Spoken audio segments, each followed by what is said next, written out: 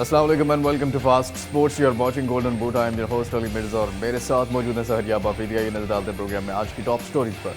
देखिए ऐसे प्लेयर्स जिनकी इस सीजन भी परफॉर्मेंस तो बहुत शानदार रही लेकिन उसके बावजूद भी तवज्जो हासिल करने में नाकाम रहे।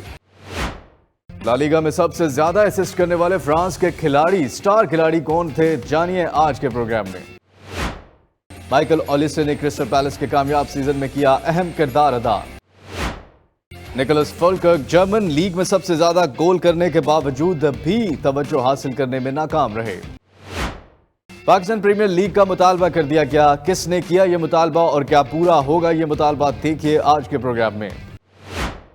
वेस्ट हैम के फैंस के लिए बुरी खबर, किस बड़े खिलाड़ी ने वेस्ट हैम को किया अलविदा। चैंपियंस लीग इंटर मिलान की तरफ से खेलने वाले लुकाकू के ट्रांसफर में आया नया मोड़। जानेंगे कि किस हिस्पानवी खिलाड़ी ने इंग्लिश प्रीमियर लीग को ज्वाइन कर लिया। अल नसर के रोनाल्डो ने इस्लामी तर्ज पर ऐसा क्या किया कि अपने मदाहों के दिल जीत लिए। किस मैनचेस्टर सिटी स्टार की ख्वाहिश है बार्सिलोना में शामिल होने की, देखिए ये सब कुछ आज गोल्डन बूट में। Welcome back to golden boot. Programme में अब शामिल करेंगे most underrated player of the season. जी हाँ, ऐसे कौन से प्लेयर हैं जिन्होंने शानदार परफॉर्मेंस तो दी अपने क्लब्स, अपनी टीम्स के लिए, लेकिन उसके बावजूद भी तवज्जो हासिल नहीं कर पाए, लाइमलाइट नहीं हासिल कर पाए, इसकी क्या वजह है। सबसे पहले जिनको हमने फीचर किया है वो हैं ग्रीजमैन, जो कि फ्रांस के बेहतरीन खिलाड़ी हैं और इनको साइलेंट किलर मैं कहता हूँ अक्सर, और एथलेटिको मैड्रिड के लिए खेलते हैं। आफरीदी, एथलेटिको मैड्रिड शायद इतना आगे नहीं आ सकी, शायद इसी वजह से ग्रीजमैन के ऊपर भी वो नज़रें नहीं जम सकी या हासिल वो तवज्जो नहीं कर पाए जो वो डिज़र्व करते थे, क्योंकि अगर परफॉर्मेंस देखें तो बहुत शानदार रही है उनकी सीजन। हाँ ऑब्वियसली, और दूसरा ये कि अगर वो ला लीगा जीत जाते तो फिर शायद इनको थोड़ी सी पजीराई मिलती, लेकिन ओवरऑल आपने खुद भी कहा है कि साइलेंट किलर, तो साइलेंट किलर इसीलिए हैं कि इनको हमेशा से लाइमलाइट जो है वो इनसे छीन ली जाती है। मतलब ऑब्वियसली जब आप खेलते हो ला लीगा में जिसमें करीम बेंजेमा और लेवेंडोस्की, गावी, पेड्री, इनके ऊपर ही ज़्यादा लाइमलाइट आ जाती है। और दूसरा ये कि क्लब भी एथलेटिको मैड्रिड जिनके प्लेयर्स ज़्यादा मतलब लाइमलाइट में नहीं आते, और फ्रांस में भी किलियन एम्बापे इनके साथ खेलते हैं तो सारी लाइमलाइट वो चीज़। वर्ल्ड कप में बहुत ही बेहतरीन परफॉर्मेंस थी ग्रीजमैन की। और आफरीदी, ग्रीजमैन बार्सिलोना में थे, लॉन पे चले गए, फिर एथलेटिको मैड्रिड में, और उसके बावजूद बड़ी ज़बरदस्त परफॉर्मेंसेस दी। और आप मुझे बता भी रहे थे कि ये अभी 65 मिनट्स के बाद खेलते थे अपनी टीम की तरफ से, उसके बावजूद सबसे ज़्यादा असिस्ट हैं इनके।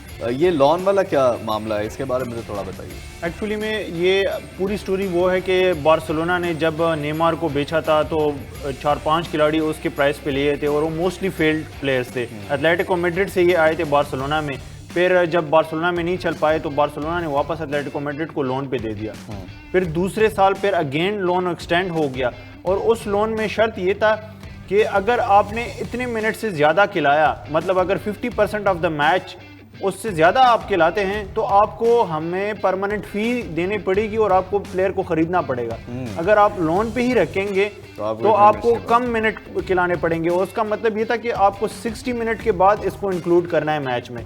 और वो जनवरी तक यही चलता रहा कि वो क्योंकि वो क्लॉज ऐसी थी, बार्सिलोना के साथ इन्होंने ऐसी डील की थी कि हम ख़रीद लेते हैं, लेकिन वो बाद में फिर क्योंकि पैसे ज़्यादा देने पड़ रहे थे तो एथलेटिको मैड्रिड ने उस क्लॉज को एक्सप्लॉइट किया अपने फ़ायदे के लिए कि 60 मिनट के बाद ही वो इंट्रोड्यूस करवा रहे थे, जिससे बार्सिलोना को काफ़ी नाराज़गी उनको हुई कि ये आप हमारे क्लॉज को एक्सप्लॉइट कर रहे हैं। लेकिन फिर भी जनवरी तक उन्होंने एक्सप्लॉइट किया और एक तरह से बार्सिलोना के ऊपर प्रेशर डाला कि वो उनकी मर्जी के मुताबिक ट्रांसफर फी उनसे ले, और उसके बावजूद भी आप जब अभी स्टैट्स अनाउंस करेंगे तो चलिए स्टैट्स की तरफ एक नज़र डालते हैं और देखते हैं कि ग्रीजमैन की क्या अचीवमेंट्स रही हैं। ये आपके सामने है। ला लीगा में 38 मैचेस, 15 गोल, 16 असिस्ट, और चैंपियंस लीग में आप देख रहे हैं 6 मैचेस, 1 गोल किया है, 1 असिस्ट किया है। 2015-16 में ला लीगा के बेस्ट प्लेयर ये बने, 2018 में फीफा वर्ल्ड कप चैंपियन बने, 2018 में फीफा वर्ल्ड कप जी हाँ ब्रॉन्ज बॉल जो है वो हासिल किया, और 2016 में French player of the year जो है वो अनाउंस किए गए। प्लेयर तो बड़े ही ज़बरदस्त हैं और फ्रांस के लिए भी बड़ी ज़बरदस्त इनकी परफॉर्मेंस है, और वीडियो में भी जैसे हमने देखा कि ब्रिलियंट जो है वो चाहे पासिंग की बात हो, लेकिन असिस्ट जो है वो बड़ा शानदार ये देते हैं, और सबसे ज़्यादा असिस्ट भी इन्होंने किए हैं। बताइए इसके बारे में। बिल्कुल, और आप देखें कि जो दूसरे नंबर पे ला लीगा में असिस्ट करने वाले खिलाड़ी हैं उनसे इनका डिफरेंस कितना है। 9 असिस्ट पे हैं माइकल मोरेनो और इनके 16 हैं, और प्रीमियर लीग में भी अब देखें केविन डी ब्रुयने को कितनी तारीफें मिलती हैं और प्रेजेस उनकी होती हैं। बेशक वो वर्ल्ड क्लास खिलाड़ी हैं, लेकिन ये भी उनसे कोई कम नहीं है। तो उनके स्टैट्स और इनके स्टैट्स बिल्कुल इक्वल हैं। हालांकि ये क्यों है फिर अभी तक एटलेटिको मैड्रिड में? आपको नहीं लगता किसी और क्लब में होना चाहिए? एटलेटिको मैड्रिड अच्छा क्लब है, लेकिन उस तरह से लाइमलाइट नहीं मिलती एटलेटिको मैड्रिड को जिस तरह से रियल मैड्रिड, बार्सिलोना या बाकी इंग्लिश प्रीमियर लीग के क्लब हैं।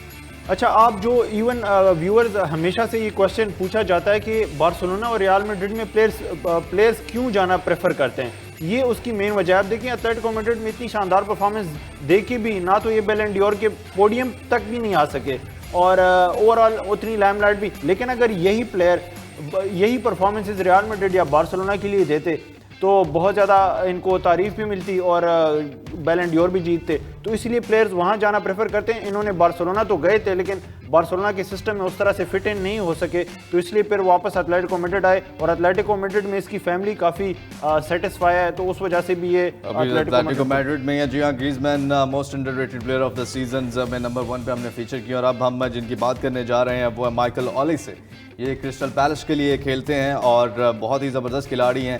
ये भी जो है वो अंडर रेटेड जो है वो प्लेयर्स में ही हैं और अफरीदी क्रिस्टल पैलेस के लिए खेलते हैं। और आप मुझे बता भी रहे थे कि ये इनकी बड़ी इंटरेस्टिंग स्टोरी है कंट्रीज़ के हवाले से, वो तो ज़रा बताइए क्या है। इनके जो फादर हैं वो नाइजीरिया के हैं और मदर जो हैं वो अल्जीरियन फ्रेंच हैं।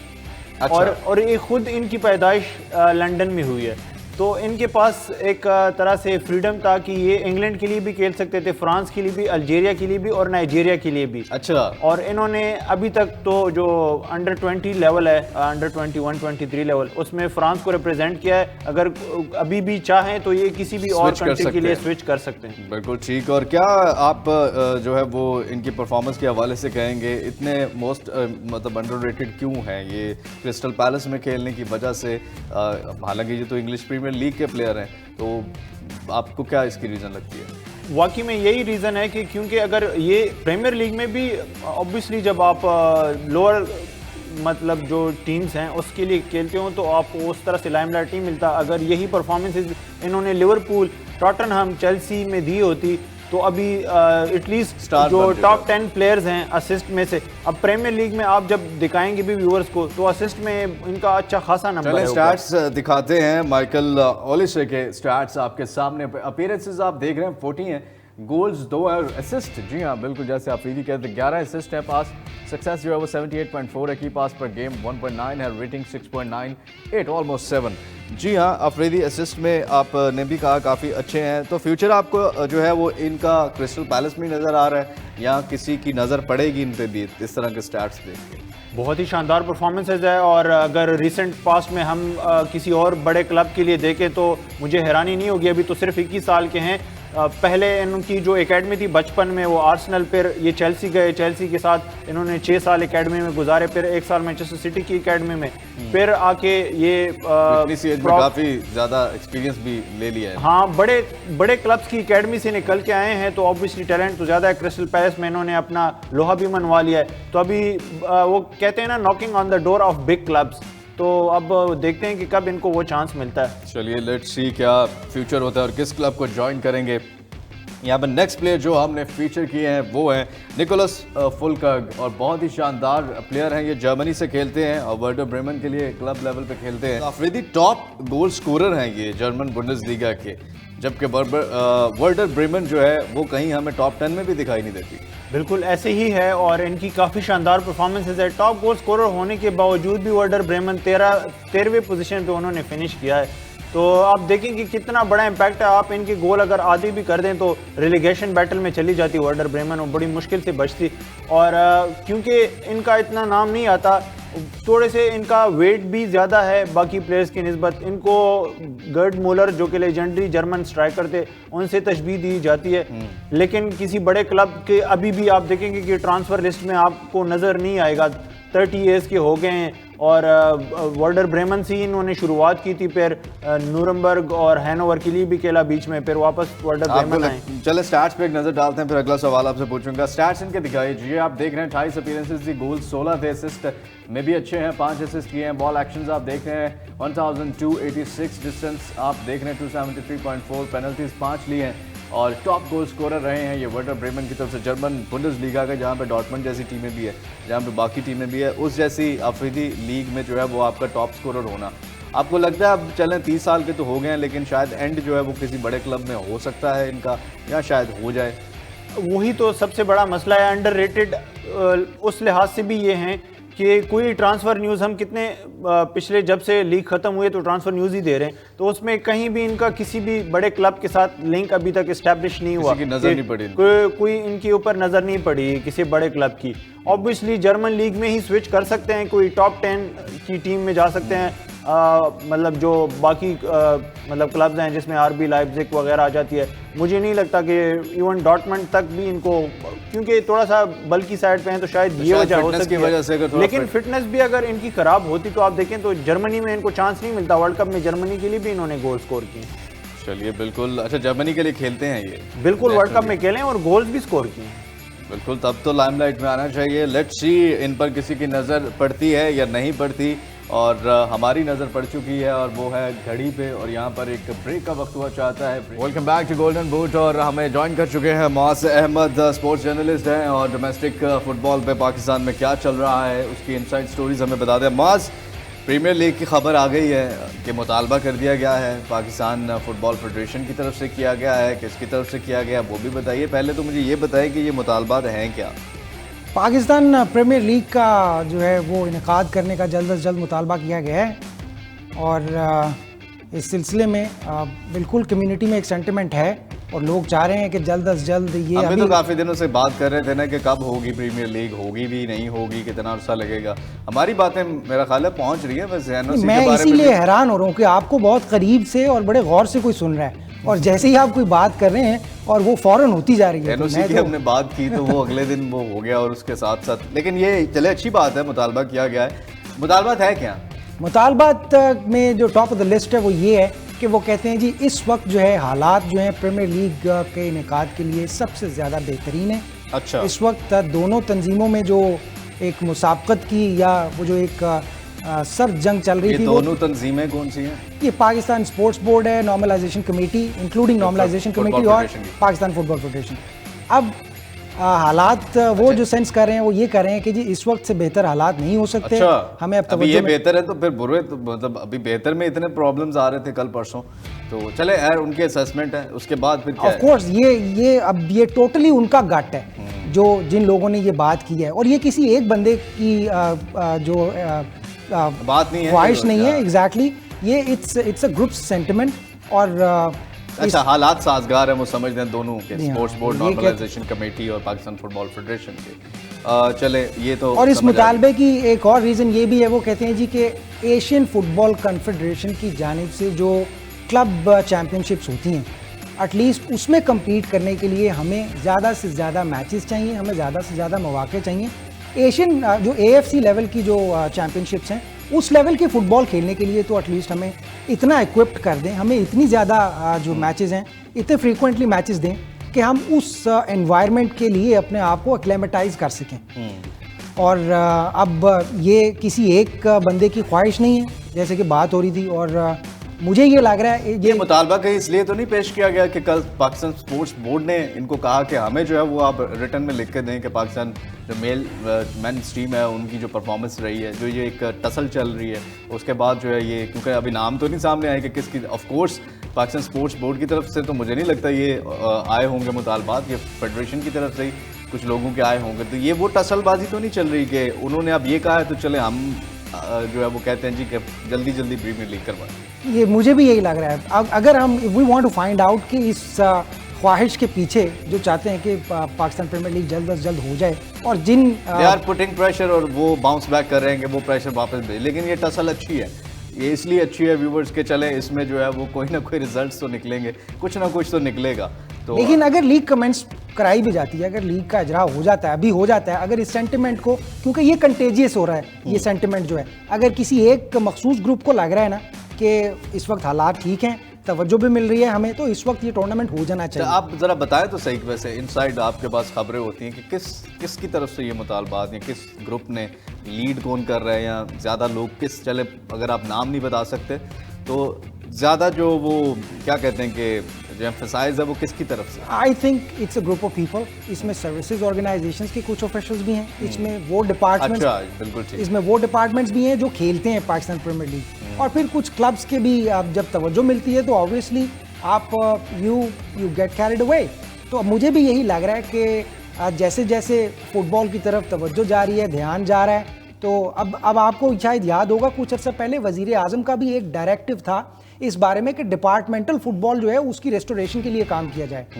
उसके पीछे क्या सेंटिमेंट था, बैक ऑफ द स्टोरी जो इनसाइट्स थी वो यही थी कि बेरोजगारी इतनी है, जो पेशा वराना फुटबॉल को मुंतखब करते हैं और अपना रोजगार इसी पर मुनहसर रखते हैं, उन लोगों का मुस्तकबिल क्या है, उनके लिए मौके क्या हैं। I don't believe on this ना कि आप किसी स्पोर्ट्स को एज अ रोजगार नहीं ले सकते। आप रोजी रोटी के लिए जो है वो किसी खेल को नहीं खेल सकते जब तक आपका पैशन नहीं है उस काम के लिए, क्योंकि ये चीज़ें तो साथ हैं, ये आपको मिल ही जाती हैं अगर आप उस चीज़ को उस मकसद के लिए करते हैं। एनीवेज चले, ये एक सेंटिमेंट है कि जो इतने लोग खेल रहे हैं, लेकिन आप इस रियलिटी को भी झुठला नहीं सकते। लेकिन कि तमाम ऑर्गेनाइजेशंस की जानिब से एक स्पेसिफिक कोटा होता है, वो प्लेयर्स को फैसिलिटेट करते हैं। लगता है कि प्लेयर्स की फिर जो मोटिवेशन है वो यही होती है कि बस अपनी मंथली सैलरी लेनी है और घर जाना है, उनको ये नहीं होता कि कुछ एक्स्ट्रा करके दिखाना है या कुछ, मतलब यहाँ हालात ऐसे हैं।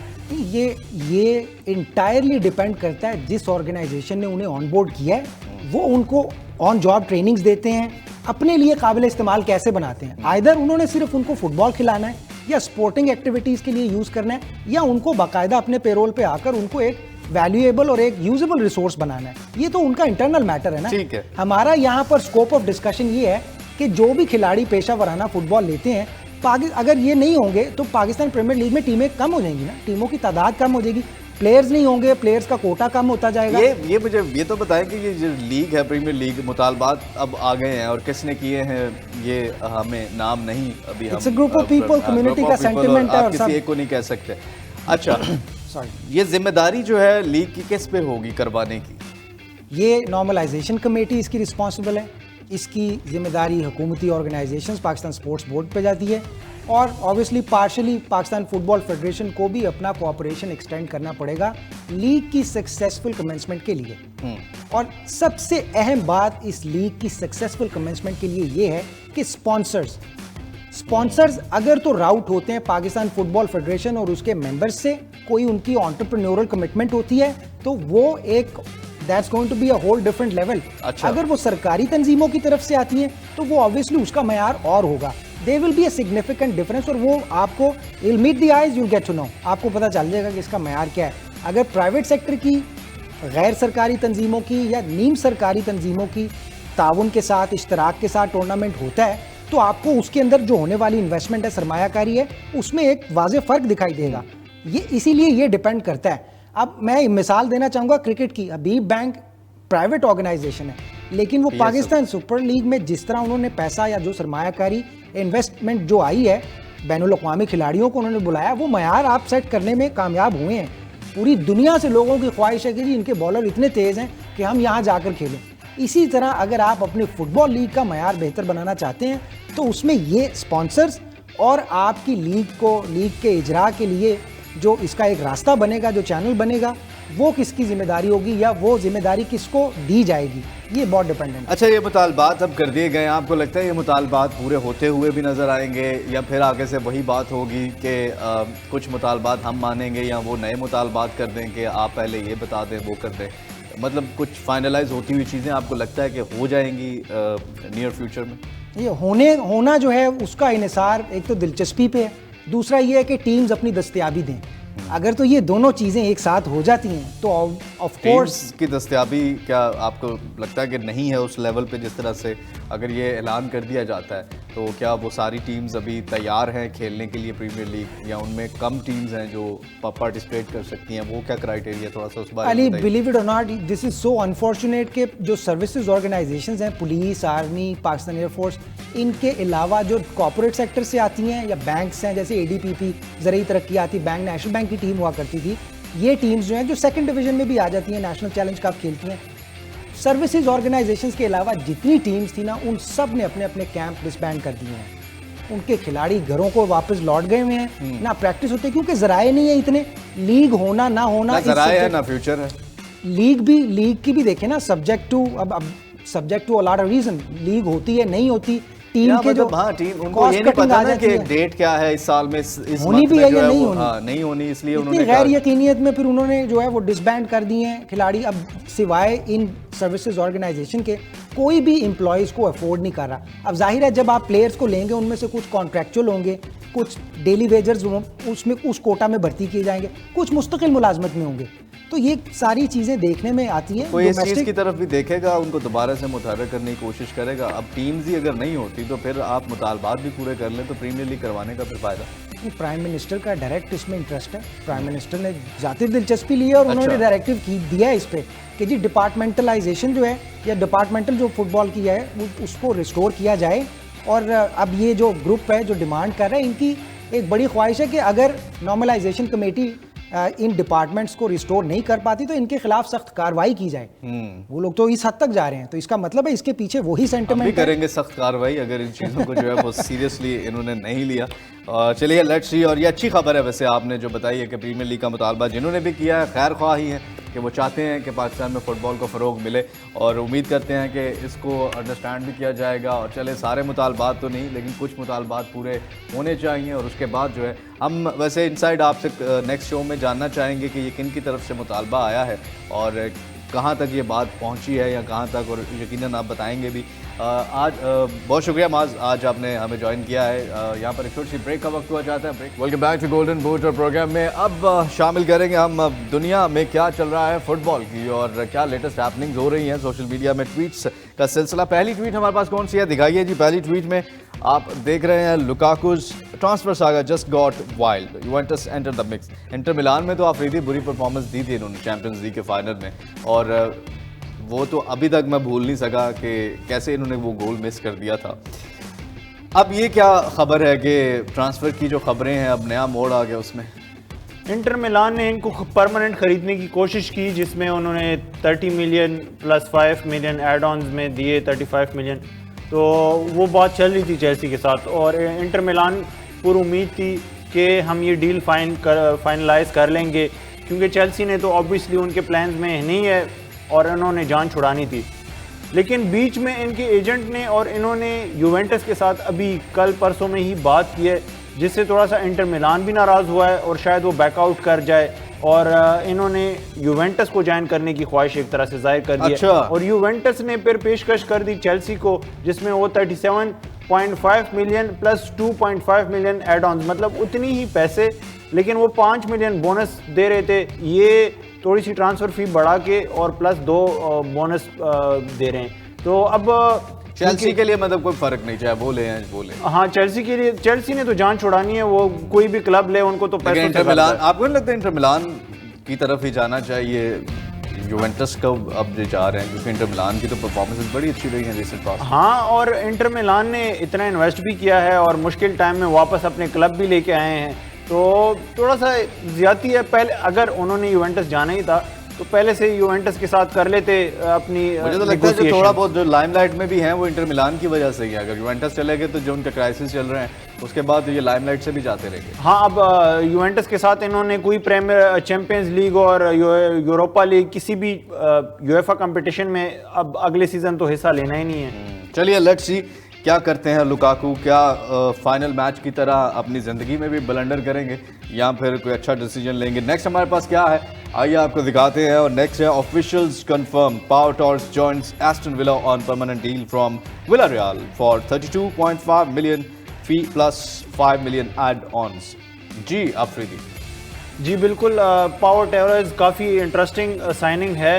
आस्टन विला ने क्योंकि यूरोप के लिए भी क्वालिफाई किया था और बहुत ही उनाई एमरे जब से आए हैं आउटस्टैंडिंग, अगर मैनेजर ऑफ द सीज़न की लिस्ट में आप देखें तो टॉप 3 में पर्सनली मेरे तो उनाई एमरी भी थे, और उन्होंने जिस तरह ट्रांसफॉर्म किया आस्टन विला को, और ये एक बहुत ही अच्छी साइनिंग है क्योंकि विला रियाल के लिए पाओ टोरेस ने बहुत ही शानदार परफॉर्मेंसेस दी थी और अब ये अच्छी खासी हेफ्टी अमाउंट के साथ आस्टन विला में आए हैं और आस्टन विला को और इम्प्रूव करेंगे क्योंकि अब उन्होंने यूरोप में खेलना है तो उनको बड़े खिलाड़ियों की ज़रूरत है और उसका जो एक पहली कड़ी थी वो ये इनकी साइनिंग है। तो कहने का मकसद ये है कि एस्टन विला सही ट्रैक पे स्लोली जा रहा है, उनको पता है उन्होंने क्या करना है, जिस तरह उनाई एमरे जो है वो इस चीज़ पे भी फोकस उनका है। बिल्कुल, अब देखें उनाई एमरे से पहले ये रेलीगेशन बैटल के लिए लड़ रहे थे और उसके बाद जैसे ही ये आए इन्होंने टॉप 10 में क्या टॉप 7 में फिनिश किया है और यूरोप के लिए क्वालिफाई कर लिया, तो अभी एटलीस्ट अगले सीजन इनको रेलीगेशन बैटल की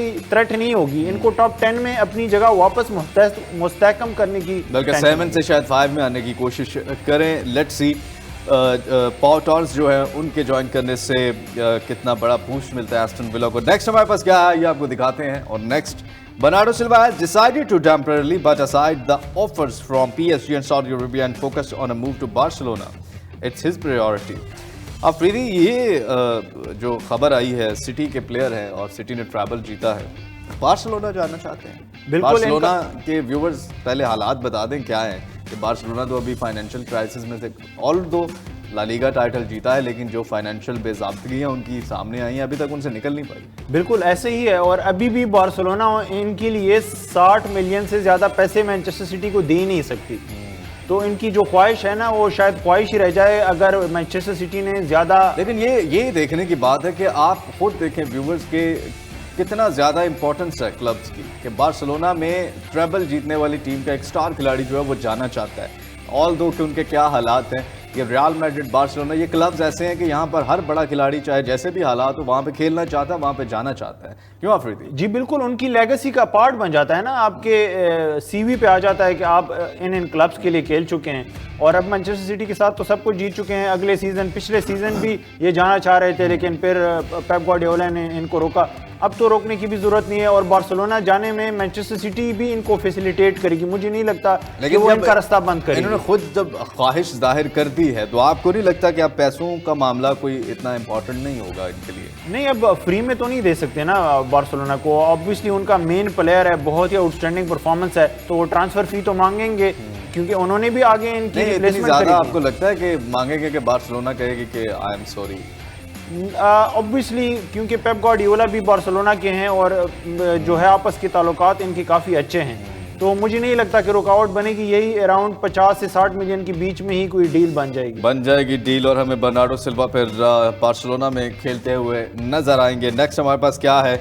नेक्स्ट है रोनाल्डो, और रोनाल्डो ने ये जो जेस्चर दिया है बहुत ही ज़बरदस्त जेस्चर है, सऊदी अरब के रंग चढ़ना शुरू हो गए उन पे और सलाम किया उन्होंने बेसिकली गुजरते हुए, और ख़ुद से किया है, गुजरते हुए सलाम किया, ख़ुद से सलाम किया है, तो ये एक वो एनवायरनमेंट का असर है अफरीदी। खैर मुस्लिम जो फैंस हैं वो तो बहुत खुश हुए होंगे इससे। कल्चर की रिस्पेक्ट कहते हैं इसको और यही होना चाहिए आप जिस कल्चर में हो, और ऑब्वियसली आप एक कम्युनिटी को एक तरह से रिप्रेजेंट कर रहे हो क्योंकि जब अल नसर के साथ इन्होंने डील कर ली तो ये अब सऊदी अरब के कल्चर को एक तरह से रिप्रेजेंट कर रहे हैं। तो अगर आप एक क्लब के लिए खेलते हैं और उनके पे रोल पे हैं तो उनके फैंस को एटलीस्ट खुश करने के लिए वो जो जहाँ पे, क्योंकि ये इन्होंने अपने साथी जो काम करने वाले अल नसर में लोग हैं उनको ही सलाम किया है, कैमरे के पीछे जो खड़े थे वो अरबी ही थे, तो ये एक अच्छी चीज़ है कि आप रिस्पेक्ट दे रहे हो। और क्योंकि जब आप एक सिंबल होते हो, एक आइकन होते हो, तो लोग आपको देखते हैं और आपसे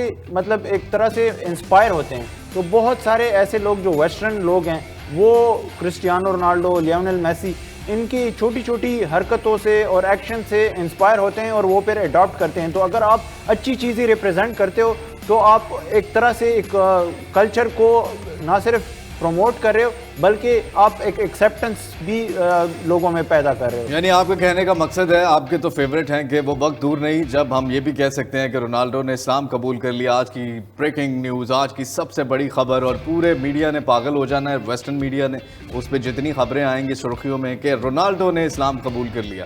तो आपकी बातों का मकसद तो यही लग रहा है, वैसे ऐसा हो भी सकता है। नेक्स्ट हमारे पास क्या है, आइए आपको दिखाते हैं। और नेक्स्ट है, we can confirm Declan Rice has left the club. जी आफरीदी, जो हम पिछले दिन भी न्यूज़ शेयर कर रहे थे व्यूअर्स आपके साथ कि फ्रस्ट्रेशन का शिकार हो गई है वेस्ट हैम कि क्यों आर्सेनल जो है वो डिले कर रही है। बिलाखिर वो पेपर वर्क जो था वो कंप्लीट हो गया है। आर्सेनल ने भी सिग्नेचर्स कर दिए हैं उस डील पे, और वेस्ट हैम ने भी, और वेस्ट हैम ने फिर अपने ट्विटर अकाउंट पे भी अनाउंस किया कि डेक्लन राइस जो हैं वो अब हमारे क्लब का हिस्सा नहीं, अब आर्सेनल की तरफ से खेलेंगे। और आर्सेनल जिन्होंने प्रीमियर लीग में दूसरे नंबर पे पोजीशन आई थी उनकी, दूसरे नंबर पे फिनिश किया था। लेट्स सी इस सीज़न में डेक्लन राइस के आ जाने से जो है वो ज़्यादा बेहतरी आएगी, क्योंकि बहुत ही शानदार परफॉर्मेंस दी थी। और माइकल आर्टेटा जो हैं वो इस सीज़न कुछ बड़ा धमाका फिर लगता है आफरीदी करने वाले हैं और करने जा रहे हैं। ये कुछ ट्वीट्स थी, कुछ खबरें, उसके साथ साथ कुछ पैकेजेस, कुछ स्टोरीज पाकिस्तान में भी प्रीमियर लीग के हवाले से हमने आपके साथ काफ़ी कुछ शेयर किया आज के प्रोग्राम के लिए। बस इतना ही। आप इस प्रोग्राम को रिपीट में हमारी वेबसाइट पे देख सकते हैं fastsports.tv। आप हमारा YouTube channel fast sports PK, वहाँ पर इस प्रोग्राम्स को इन प्रोग्राम्स को देख सकते हैं। इसके साथ साथ दुनिया में जितनी भी स्पोर्ट्स हो रही हैं उसके बारे में अपडेटेड रहने के लिए हमारे फास्ट स्पोर्ट्स के सोशल मीडिया जो लिंक्स हैं उनको आप फॉलो कर सकते हैं। आज के प्रोग्राम से अपने मेज़बान अली मिर्ज़ा और सहरियाब आफरीदी को इजाज़त दीजिए। आप देखते रहिए fast sports, home of champions. अपना ख्याल रखिए। अल्लाह हाफ़िज़।